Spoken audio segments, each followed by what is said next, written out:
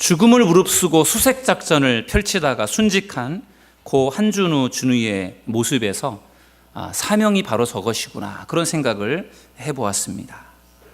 여러분, 하나님께서는 우리 모두에게 사명을 주셨습니다. 저에게도 여러분에게도 여러분 사명을 주셨다는 사실을 믿으시기 바랍니다. 그 사명의 크기와 모양은 다를 수 있지만 분명한 것은 우리에게 하나님이 주신 사명이 있다라는 것입니다. 때때로 우리는 그 사명이 감당하기 버겁고 힘들 수도 있습니다. 그래서 그 사명을 내려놓고 싶을 때도 있을 수 있습니다. 하지만 그렇다고 해서, 힘들다고 해서 우리의 사명을 포기해서는 안 됩니다. 왠지 아십니까? 하나님이 주신 것이기 때문에 그렇습니다. 저는 우리 교회를 섬기는 우리 모든 성도들이 하나님이 주신 사명이 무엇인지를 알고 그 사명을 열심히 감당할 수 있는 믿음의 성도님들이 되기를 주의 이름으로 축원합니다. 여러분들이 방금 전에 보셨던 영상이 바로 사명에 관한 영상이었습니다. 사진 기자 또 UDT 교관이었던 그 한준우 준이, 그들에게 있어서 그들의 사명은 정말 목숨과도 바꿀 수 없는 그러한 정말 귀한 것이었어요. 너무나도 귀한 그 사명을 감당하고 있는 그들의 모습 속에서 우리에게도 사명이라고 하는 걸 다시 한번 돌아볼 수 있고, 또 우리의 사명을 다시 한번 찾아볼 수 있는 그런 귀한 시간이 되었으면 좋겠습니다. 새생명 축제를 이제 한 주간 앞두고 마지막으로 새생명 축제에 관한 설교를 준비했습니다. 원래는 다른 설교였습니다. 오늘 여러분들 주보에 보시면 새생명 축제를 초청하라고 하는 초청에 관한 설교였는데, 제가 지난 한 주간 동안에 제가 말씀을 읽고 묵상하고 또 성경 대학을 진행하면서 오늘의 말씀이 저에게 더 많이 와 닿아서 오늘 말씀을 준비를 했습니다. 오늘 말씀은 요나 선지자에 대한 말씀이 되겠습니다. 하나님께서 요나에게 사명을 주셨습니다. 그 사명이 무엇인가 하면은요, 요나서 1장 2절에 보시면은 너는 일어나 저 큰 성읍 니느웨로 가서 그것을 향하여 외치라. 그 악독이 내 앞에 상달되었음이니라 하시니라, 이렇게 말씀하고 있습니다. 하나님께서 요나에게 주신 사명, 요나 선지자에게 주신 사명은 니느웨 성의 악독이 아주 극에 달했으니까 그 니느웨 성에 가서 하나님의 심판이 임할 것이다, 하나님이 너희들의 그 악한 것을 보고 하나님이 이 성을 멸할 것이다 라고 하는 그 심판의 메시지를 가서 전하라고 하는 것이었습니다. 그런데 이 하나님의 말씀을 들은 요나가 어떻게 했습니까? 하나님의 얼굴을 피하여 니느웨로 가지 않고 다시스로 갔다고 성경은 말씀하고 있습니다. 하나님께서 분명히 요나에게 니느웨로 가라 그렇게 말씀하셨거든요. 그런데 요나는 니느웨로 가지 않고 다시스로 갔습니다. 하나님의 명령을 어기고 자기가 편한 대로, 자기 생각대로 행동한 것입니다. 왜 그랬을까요? 하나님의 부름을 받은 선지자, 그 선지자의 역할은 하나님이 주신 그 말씀을 사람들에게 선포하는 것이 선지자 예언자에게 주어진 정말 중요한 사명인데, 왜 요나는 하나님이 가라고 한 곳으로 가지 않고 자기가 원하는 곳을 향해 갔을까요? 거기에 그만한 이유가 있습니다. 니느웨는 아수르라고 하는 나라의 수도였고, 그 아수르는 이스라엘에게 있어서 원수와 같은 나라였습니다. 그래서 하나님께서 그 원수의 나라에 가서 하나님의 말씀을 전하라고 할 때 요나는 그 하나님의 명령을 받아들일 수가 없었습니다. 원수의 나라에 가서 말씀을 전하라니 그것을 요나가 허락할 수가 없었습니다. 받아들일 수가 없었습니다. 이스라엘 민족에게는 굉장히 강한 선민의식이 있었습니다. 하나님께서 우리를 특별하게 선택하셨다라고 하는 선민의식이죠. 그 선민의식 속에는 하나님이 우리는 택했는데 다른 이방 사람들은 택하지 않았다라고 하는 그러한 이기적인 마음이 들어있어요. 그래서 그 마찬가지로 요나에게도 그러한 선민의식이 있었습니다. 그래서 하나님께서 우리 민족을 사랑하시고 우리 민족을 선택하셨는데 아수르라고 하는 원수 같은 나라는 하나님이 선택하지 않았고, 그렇기 때문에 그 나라에 가서 하나님의 말씀을 전할 이유가 없다라는 생각을 가지고 있었던 것입니다. 요나의 생각으로 그 니느웨는 악을 행하였기 때문에 하나님의 심판을 받아 마땅한 나라다, 그렇게 생각한 것입니다. 그래서 요나는 니느웨로 가지 않았습니다. 왜? 원수의 나라니까 그곳에 가서 하나님의 말씀을 전하고 싶지가 않았던 것이지요. 두 번째로 요나가 니느웨로 가지 않았던 이유는 그곳에 갔다가는 자기가 피해를 볼 것 같은 두려움이 있었습니다. 여러분, 니느웨는 원수의 나라입니다. 그곳에 요나가 가서 하나님의 말씀을 전한다고 한다면 어떤 일이 벌어질까요? 그 니느웨 성의 사람들이 요나를 아마 가만두지 않을 것입니다. 체포할 것입니다. 그리고 죽일 수도 있습니다. 여러분, 우리가 만약에 북한에 가서 전도를 한다고 생각해 보세요.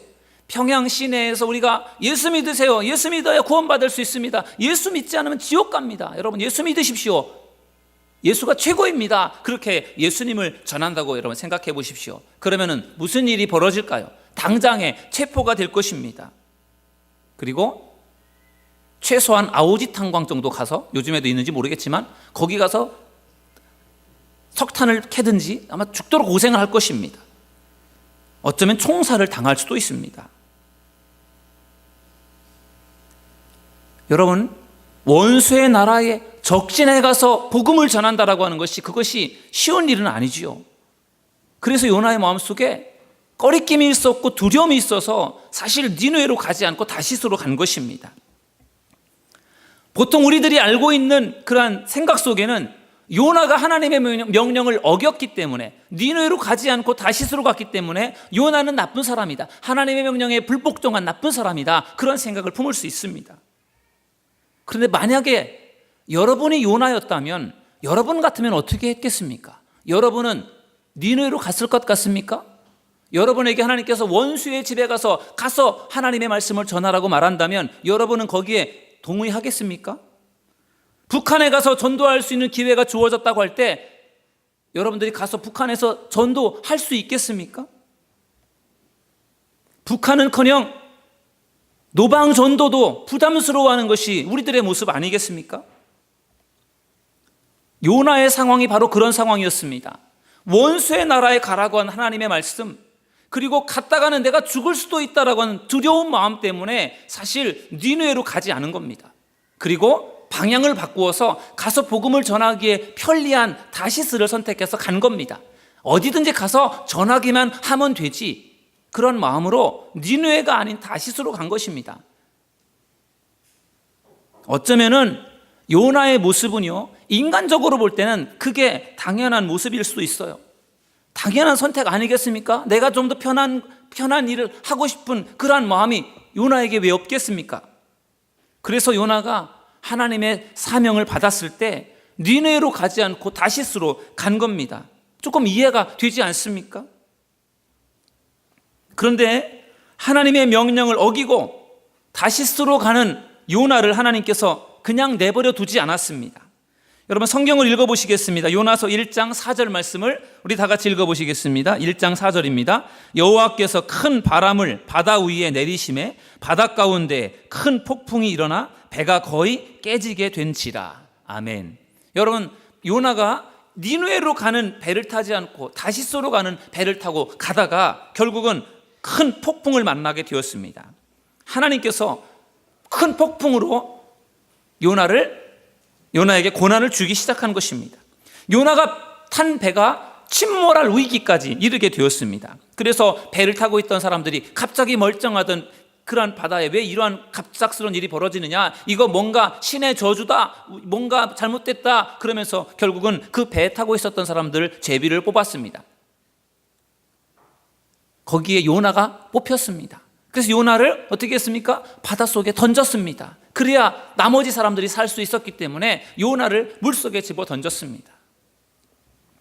여러분, 요나가 왜 이러한 고통을 당해야만 했습니까? 하나님의 명령을 어기고 자기 맘대로 했기 때문에 그런 것입니다. 여러분, 우리가 세상을 살아갈 때 우리에게도 이러한 유혹이 있습니다. 하나님의 뜻대로, 하나님의 생각대로가 아니라 내 마음대로 하고 싶은 유혹이 우리에게도 있습니다. 여러분, 죄가 무엇입니까? 죄는 하나님의 뜻에서 벗어나는 것이 죄입니다. 하나님의 뜻대로 하지 않고 내 마음대로 하는 것이 바로 죄입니다.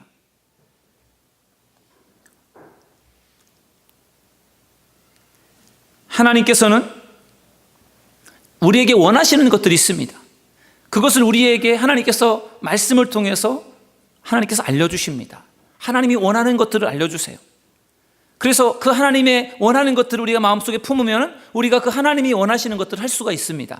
그런데 우리가 하나님이 원하시는 것들, 하나님이 원하시는 생각과 뜻을 우리가 마음에 품지 않으면 어떠한 일이 벌어지는지 아십니까? 마귀가 우리의 마음속에 마귀의 생각과 마귀의 뜻을 우리에게 뿌려놓습니다. 그래서 우리가 하나님의 생각을 하는 것이 아니라 마귀의 생각을 품게 되는 것입니다. 하나님이 원하시는 생각을 내가 품을 때 나는 하나님의 생각을 할 수 있지만 그 생각을 품지 않으면 하나님의 생각을 안 하는 것으로 끝나는 것이 아니라 결국은 마귀의 생각이 들어와서 마귀의 생각을 하게 되고 결국은 마귀의 생각 속에 마귀의 짓을 하게 된다는 것입니다. 그러니 내 맘대로 한다는 것이 얼마나 위험한 일인지 모릅니다. 여러분의 마음속에 어떠한 생각이 있습니까? 하나님의 생각, 내 생각 섞여 있겠죠. 그러나 여러분 항상 중요한 일을 행할 때에 내 생각이 아니라 하나님의 생각에 순종할 수 있는 여러분들이 되기를 주의 이름으로 축원합니다. 요나가 니느웨로 가지 않고 다시스로 갔던 이유는 하나님의 뜻을 따르지 않고 내 생각대로 한 것입니다. 그게 바로 죄였습니다. 우리가 하나님 앞에 예배하는 것이 중요한 이유는 우리가 예배를 통해 말씀을 듣고 예배를 통해 우리가 기도하고 예배를 통해 찬양할 때 우리의 마음속에 하나님의 생각이 채워지기 때문인 줄로 여러분 믿으시기 바랍니다. 우리가 이 시간에 여기에 와서 예배를 드리면서 하나님의 말씀으로 우리의 마음을 채우는 거죠. 우리가 예배의 자리에 없고 세상의 자리에 있다면 우리가 어떻게 하나님의 생각으로 채워지겠습니까? 세상의 생각으로 채워지겠죠. 그래서 우리가 하나님 앞에 나와 예배를 드리는 이 시간이 중요합니다. 왜? 이 시간에 우리가 하나님의 생각을 품을 수 있기 때문에 그렇습니다. 오늘 이 예배를 통해 여러분의 마음속에 하나님의 생각이 품어지는 복된 시간이 되기를 주의 이름으로 축원합니다. 요나가 바닷물 속에 던져졌을 때에 큰 물고기가 와서 요나를 꿀꺽 삼켜 버렸습니다. 요나는 물고기 뱃속에서 무엇을 했습니까? 여러분 요나서 2장 1절에서 2절 말씀을 우리 함께 읽어보시겠습니다. 시작. 요나가 물고기 뱃속에서 그의 하나님 여호와께 기도하여 이르되 내가 받는 고난으로 말미암아 여호와께 불러 아뢰었더니 주께서 내게 대답하였고 내가 수월의 뱃속에서 부르짖었더니 주께서 내 음성을 들으셨나이다. 아멘. 여러분 큰 물고기 아마 고래 같은 것 같아요. 그런 큰 고래가 요나를 꿀꺽 삼켜 버렸습니다. 물고기 뱃속에 들어갔습니다. 죽은 목숨이나 다름없습니다. 그런데 이상하게도 요나가 그 속에서 죽지 않았습니다. 숨이 쉬어졌습니다. 아마 서서히 죽어갈 것입니다. 그 상황 속에서 요나는 어떻게 했습니까? 하나님 앞에 부르짖기 시작했습니다. 자기에게 시련이 찾아왔으니까 물고기 뱃속에 들어가서 그 갑갑하고 숨막히는 그 찝찝한 그 물고기 뱃속에서 요나가 기도하면서 무엇을 깨달았겠습니까? 아, 하나님의 뜻대로 하지 않고 내 마음대로 하다가 내가 이렇게 어려움을 당하게 되었구나. 하나님께서 나에게 이런 시련을 주셨구나. 그거를 요나가 깨닫게 된 것입니다. 그래서 부르짖어 3일 밤낮으로 물고기 뱃속에서 부르짖어 기도한 것입니다. 여러분 사람은 누구든지 죽음 앞에서 두려움을 느끼고 죽음 앞에서 약해지는 겁니다. 사람은 죽음 앞에서 신의 도움을 구하는 존재입니다. 그래서 전쟁의 참호 속에서 신의 존재를 부인하는 사람은 아무도 없다라는 그러한 이야기가 있습니다. 총탄이 빗발치는 그러한 죽음의 위기의 상황 속에서 하나님 날 좀 살려주세요. 부처님 날 좀 살려주세요. 아니 공자님 맹자님 날 좀 살려주세요. 자기가 믿는 신이 누구든지 간에 아니 신을 믿지 않는 사람조차도 신이시여 나를 도와주소서 그렇게 신을 의지하고 기도할 수밖에 없는 연약함이 모든 인간에게 있다는 것입니다. 그래서 고난의 상황 속에서 죽음의 위기 앞에서 우리는 약해질 수밖에 없고 뭔가 지푸라기라도 붙잡는 심정으로 신을 찾는 것이고 하나님을 찾는 것입니다. 하나님을 믿는 사람들도 평상시에는 하나님을 잘 찾지 않다가 큰 어려움이 찾아오게 되면 그제서야 하나님을 찾는 경우가 얼마나 많은지 모릅니다. 그래도 고난이 닥쳐왔을 때 하나님을 찾을 수 있다니 그게 그래도 다행스러운 일이죠. 고난이 닥쳐왔는데도 불구하고 하나님을 찾지 않는다면 어떻게 되겠습니까? 그래서 어쩌면은 시련이라고 하는 것이 우리에게 유익이 될 수도 있어요. 왠지 아십니까? 그래도 시련이 다가오니까 그 시련 때문에라도 하나님을 붙들려고 하고 하나님 앞에 기도할 수 있기 때문에 그렇습니다. 시련이 없고 늘 평탄하고 좋은 일만 있어서 하나님께로 가지 않고 하나님과 점점점 멀어지는 사람들이 얼마나 많은지 모릅니다. 내가 아무런 시련이 없고 늘 좋은 일만 생겨서 만사형통해서 내가 하나님께 가까이 가지 않아서 하나님과 멀어지는 것이 그게 여러분에게 유익할까요? 아니면 가끔씩 나에게 시련이 와서 그 시련 때문에 하나님 앞에 나갈 수밖에 없고 하나님을 붙들 수밖에 없고 하나님의 은혜를 체험할 수밖에 없는 그 사람의 삶이 그게 유익한 삶일까요? 아무 시련도 없고 늘 하나님과 교통하면서 교제하면서 살아갈 수 있다면 그것이 최고이겠죠. 그러나 시련 속에서 하나님을 의지하는 사람과 아무런 문제가 없는 상황 속에서 하나님을 의지하지 않는 두 사람을 놓고 본다면 그래도 나에게 고난이 있고 시련이 있어도 내가 그것 때문에 하나님을 붙들 수 있다면 그게 더 유익한 것 아니겠습니까? 여러분에게 어떠한 시련이 닥쳐올 수 있습니다. 고난이 닥쳐올 수 있습니다. 믿는다고 아무 문제가 없는 것이 아니에요. 그러나 믿는 사람에게 고난이 닥쳐왔을 때 하나님께서 이것 때문에 내가 하나님 앞에 무릎 꿇기를 원하시는구나. 내가 이 문제 때문에 하나님께 더 가까이 나가길 원하시는구나. 그런 생각을 가지고 기도하며 하나님의 도움을 구하는 믿음의 성도님들이 되기를 주님의 이름으로 축원합니다. 그러면은 하나님께서 여러분의 기도를 들어주실 것이고 응답하실 것이고 그 시련을 이길 수 있도록 힘을 주실 것입니다. 그렇게 기도하면서 시련을 이겨내면은 거기에서 믿음이 한 단계 성장이 되는 것입니다. 시련이 왔는데 어려움이 왔는데 기도하지 않고 그 시련에 그냥 주저앉아 버리면 어떻게 됩니까? 믿음이 자라지 않습니다. 그냥 추락해 버리는 것입니다. 그래서 사도 바울이 그런 고백을 했습니다. 내가 환난 중에도 즐거워하노니 환난은 인내를, 인내는 연단을, 연단은 소망을 이루느니라. 내가 환난을 당해도 즐거워했던 이유가 그 환난을 통해서 내가 연단이 되어서 내가 하나님의 소원, 비전을 이룰 수 있다라고 하는 것을 경험했기 때문에 환난 중에도 고난 중에도 내가 즐거워한다, 그렇게 고백할 수 있었던 것입니다. 여러분이 겪는 시련이 하나님으로부터 멀어지는 것이 아니라 그 시련 때문에 더 하나님과 가까워질 수 있는 여러분들이 되기를 주의 이름으로 축원합니다. 지금 우리 교회는 특별 새벽 기도회를 진행하고 있습니다. 저는 이번 특별 새벽 기도회가 여러분과 하나님과 더 가까워지는 그러한 새벽 기도회가 될 수 있기를 주의 이름으로 축원합니다. 제가 지난 주일에 특별 새벽 기도회 14일 제가 강조하면서 특별 새벽 기도를 하니까 꼭 나오십시오 하면서 안 나오실 분 손 들어보세요. 제가 지난주에 그렇게 여러분들에게 질문을 했었습니다. 그랬더니 딱 한 분이 손을 들었어요. 그래서 저는 한 분을 빼고는 다 나오시겠구나. 제가 새벽 예배에 그렇게 기대를 했습니다. 제가 너무 큰 걸 기대를 했나요?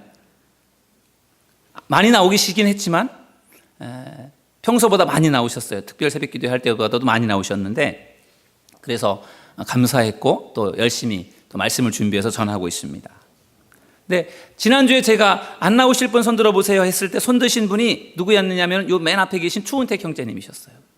추은택 형제님만 손을 드셨어요. 근데 제가 지난주에 특별 새벽 기도를 시작하면서 첫 번째 날 제가 뒤에서 들어오는데 보니까 추은택 성도님이 딱 앉아 계신 거예요. 새벽 기도 못 나오겠다고 손을 들으셨는데 와 계시더라니까요. 그래서 제가 깜짝 놀랐습니다. 그리고 한 번도 빠지지 않고 지금 새벽 기도에, 특별 새벽 기도에 참석하고 계십니다.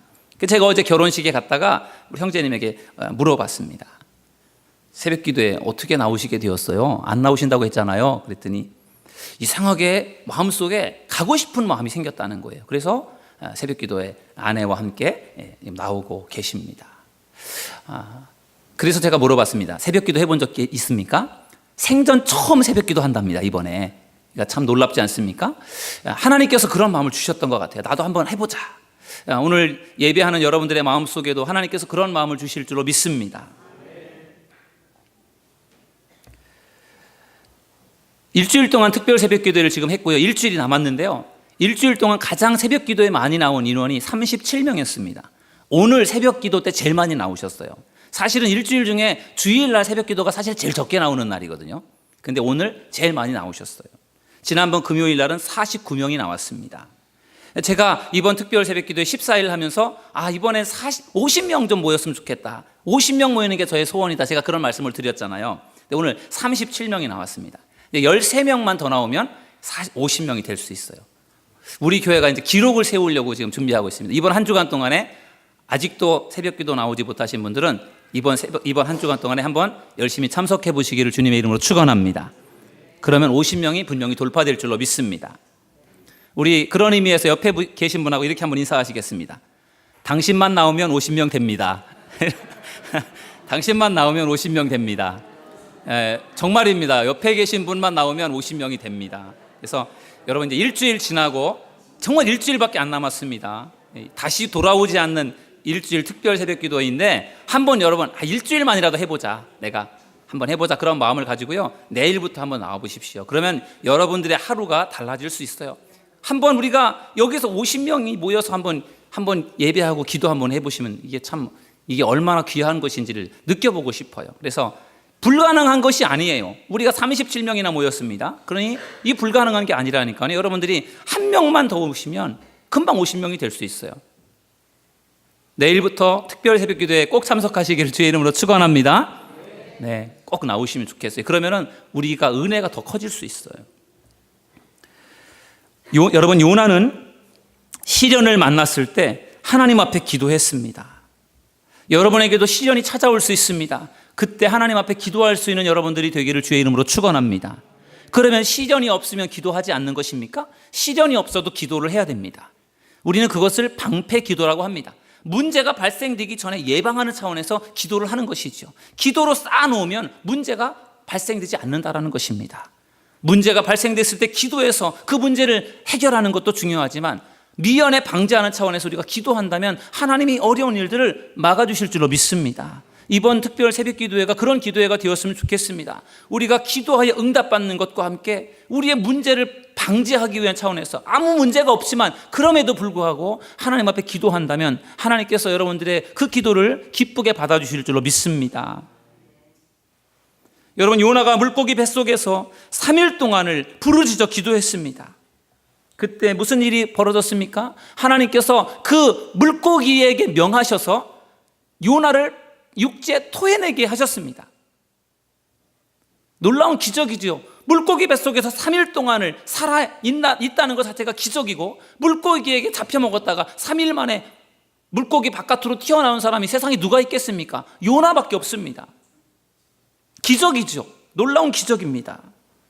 그런데 요나가 죽다가 살아서 이제 세상으로 나왔는데 하나님께서 죽다 살아나온 정신을 못 차리고 죽다 살아나온 요나에게 이렇게 말씀하셨습니다. 요나서 3장 2절 우리 같이 한번 읽어보시겠습니다. 시작. 일어나 저 큰 성읍 니느웨로 가서 내가 내게 명한 바를 그들에게 선포하라 하신지라. 아멘. 여러분 하나님께서 1장 2절에서도 요나야 너 저 큰 성읍 니느웨에 가서 내가 너에게 명한 것을 가서 선포해라. 1장에서도 하나님께서 이렇게 말씀하셨어요. 근데 요나가 그 말씀을 어기고 자기 마음대로 하다가 물고기 뱃속에 들어가서 혼쭐을 나고 나서 이제 하나님께서 은혜로 그를 다시 살려주셨지 않습니까? 그래서 정말 죽다 살아나온 요나에게 하나님이 또 3장에서 또 말씀하시기를 요나야 너 이제 일어나서 니느웨에 가서 내가 명한 거를 가서 선포해라. 하나님이 또 말씀하시는 거예요. 하나님이 참 대단하지 않습니까? 요나도 참 대단하지만 하나님 대단하십니다. 요나가 삐딱선을 타니까 요나에게 고난을 통해서 요나를 혼내주신 다음에 요나를 다시 이렇게 다듬으시고 다시 바로 잡아주신 다음에 요나야 너 다시 가라 이렇게 하나님께서 말씀하시는 거예요. 그러니 요나가 한번 혼쭐을 났기 때문에 요나가 이번에는 다른 곳으로 갈 수가 없는 거죠. 그래서 요나가 니느웨로 갑니다. 가서 그가 니느웨에서 하나님의 말씀을 외쳤습니다. 40일이 지나면 이 성이 하나님의 심판을 받아 무너질 것입니다. 무서운 심판의 메시지였습니다. 보통 같으면은 이렇게 요나가 말씀을 전하면은요, 니느웨 사람들 군인들이 와서 요나를 붙들어 가야 되는 것입니다. 원수의 나라에서 하나님의 심판을 선포하는데 좋은 이야기를 하는 것이 아니라 하나님의 심판을 거기에서 선포하는데 그거를 누가 그냥 내버려 두겠습니까? 근데 이상한 일이 벌어졌습니다. 요나가 하나님의 말씀을 선포하고 심판의 메시지를 선포하는데 요나를 그냥 내버려 두는 것이었어요. 그리고 더 놀라운 현상이 벌어졌습니다. 요나서 3장 5절에 보니까 니느웨 사람들이 하나님을 믿고 금식을 선포하고 높고 낮은 자를 막론하고 굵은 베옷을 입은지라 말씀하고 있습니다. 여러분, 니느웨는 이방 나라입니다. 하나님을 믿는 사람들이 아니에요. 그런데 거기에서 가서 요나가 하나님의 심판을 선포했는데 그들이요 그 말씀을 받아들였습니다. 그리고 금식을 했어요. 그리고 베옷을 입었다는 것은 우리가 상을 당하면 베옷을 입는 것처럼 그들이 유대인들도 큰 슬픔을 당하면 베옷을 입었습니다. 큰 슬픔을 표현하는 방법이었어요. 그래서 금식하면서 베옷을 입고요 그들이 회개를 했습니다. 왕에서부터 시작해서 모든 백성에 이르기까지 심지어는요 짐승에게조차 베옷을 입혀서 다 모든 12만 명 정도가 되는 그 니느웨 성에 있는 사람들이 다 회개를 했습니다. 정말로 기적 같은 일이 벌어진 것입니다. 여러분, 요나가 물고기 뱃속에서 3일 동안 죽지 않고 살다가 세상으로 나온 것도 기적이지만 여러분 그것보다 더 큰 기적은 니느웨에 있는 12만 명의 그 니느웨 이방 사람들이 요나의 말을 듣고 회개했다라는 것이 그것이 더 큰 기적이에요. 정말 이것은 상상할 수 없는 일이었습니다. 요나는요 니느웨 사람들이 회개하는 것을 보면서 깜짝 놀랐습니다. 그들이 회개할 줄 몰랐거든요. 하나님이 두려워서 하나님이 하라는 대로 했을 뿐이지 그들이 자기가 전하는 말을 듣고 회개할 줄은 정말 몰랐습니다. 그리고 그들이 회개하는 것에 놀랐고 하나님이 그들을 용서하는 것에 깜짝 놀랐습니다. 그래서 요나가 하나님 앞에 불평을 합니다. 하나님, 저렇게 못된 이방 사람들을 하나님 왜 용서하십니까? 왜 그냥 놓으십니까? 저들 심판하셔야 되는 것 아닙니까? 요나가 그러한 불평을 할 때에 하나님께서 요나에게 중요한 말씀을 들려주셨습니다. 이 말씀이 요나서 4장 11절 마지막 말씀이 되겠습니다. 우리 함께 이 말씀을 읽어보시겠습니다. 시작. 하물며 이 큰 성읍 니느웨에는 좌우를 분별하지 못하는 자가 12만여 명이요 가축도 많이 있나니 내가 어찌 아끼지 아니하겠느냐 하시니라. 아멘. 여러분, 요나는 하나님께서 유대인들만, 이스라엘 백성들만 사랑하는 줄로 생각했어요. 그런데 하나님은 이스라엘 백성들만 사랑하는 것이 아니라 이방 사람들도, 그 니느웨 사람들도 사랑한다라고 하는 것을 요나는 몰랐던 것입니다. 하나님의 그 마음과 하나님의 뜻을 몰랐던 거예요. 그래서 요나가 더운 날 갑자기 박넝쿨이 생겨서 자기 머리 위를 이렇게 덮어주어서요 시원하게 만들어 주었던 그 박넝쿨이 너무 시원했는데 갑자기 다 메말라 죽은 것 때문에 요나가 막 불평을 했거든요.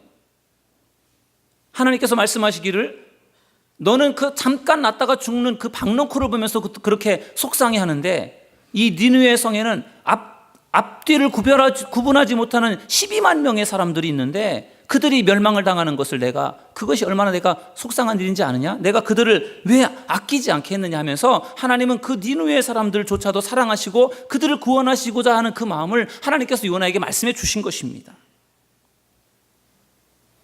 여러분, 하나님은 여러분만 사랑하시지 않습니다. 하나님은 믿는 사람만 사랑하지 않습니다. 하나님은 믿지 않는 사람들도 하나님은 사랑하심을 여러분 믿으시길 바랍니다. 그래서 우리가 전도를 하는 것입니다. 우리가 하나님 앞에 나와서 예배를 드리는 것 하나님이 기뻐하실 일이지요. 그런데 이곳에 없는 사람들도 하나님을 사랑하시고 그들이 하나님을 알기를 원하시는 것입니다. 그리고 우리가 그 일을 해주기를 원하시는 것입니다. 우리가 만약에 나만 잘 믿고 나만 구원받으면 그만이다라는 생각 속에 머무르면 우리도 똑같은 요나 같은 사람이 되는 것입니다. 이제 새생명 축제가 일주일밖에 남지 않았습니다. 일주일 동안 여러분의 전도 대상자를 위해 열심히 기도하시고 또 관심을 기울이시고 사랑을 베푸시고 다음 주일 11월 1일 새생명 축제 꼭 여러분의 전도 대상자를 초대할 수 있기를 주님의 이름으로 축원합니다.